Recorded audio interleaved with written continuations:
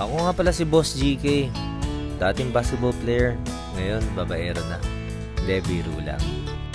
Tara, sa video na to, samahan nyo ako umattend ng opening ng UNTV Cup. Sabi nila walang forever sa basketball, pero para sa akin, ang basketball ay may forever. Naalala ko nga dati, kala ko ang basketball ay laro-laro lang. Yung pala, hindi pala. Hanggang sa naging passion ko, kumbaga first love ko, yung tipong hindi na kami mapaghiwalay ng bola sa umaga hanggang sa gabi. At ito na nga, nagbabalik ang Boss GK nyo.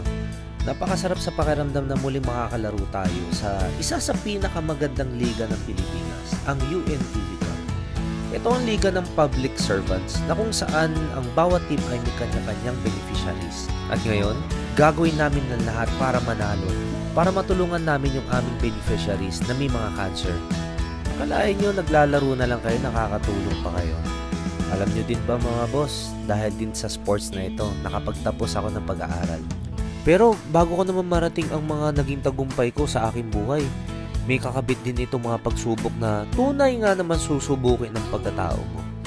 Araw-araw na ensayo, umaga, hapon, gabi, nakakapagod. Pero okay lang, kailangan lumaban para sa pangarap ko. Alam nyo ba mga boss, ang susi sa tagumpay ay maging consistent kayo, disiplina, at focus sa pangarap nyo. Hindi nyo napapansin, malapit na nyo maabot yung pangarap nyo, at baka hindi nyo nga napapansin, andun na kayo eh. At ang pinaka-importante, palagi nyo ilalagay si Lord sa lahat ng gagawin nyo. Kaya mga boss, kung kaya ko, kaya nyo din. Pero lagi nyo tatandaan, ang success ay hindi overnight ha. Kung hindi, kailangan nyo siyang pagtrabahuan. Kaya kung may mga gusto kayo ma-achieve sa buhay nyo, kailangan nyo magtiyaga. Walang shortcut sa buhay.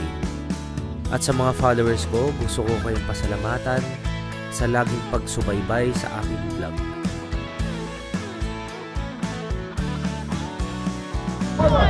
There's a decision. Dennis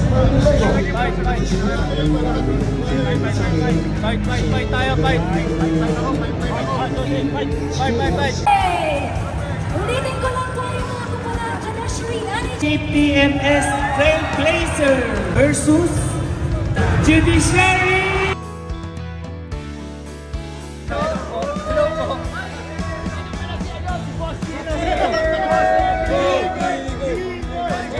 Alam mo na bang name nyo? Sophia, ilang taon na po kayo? 19? Okay, single or taken? Single or taken? Taken. Oh, alis na tayo. Kaya mga boss, hanggang sa muli. Sa next vlog na lang ulit. Bye-bye!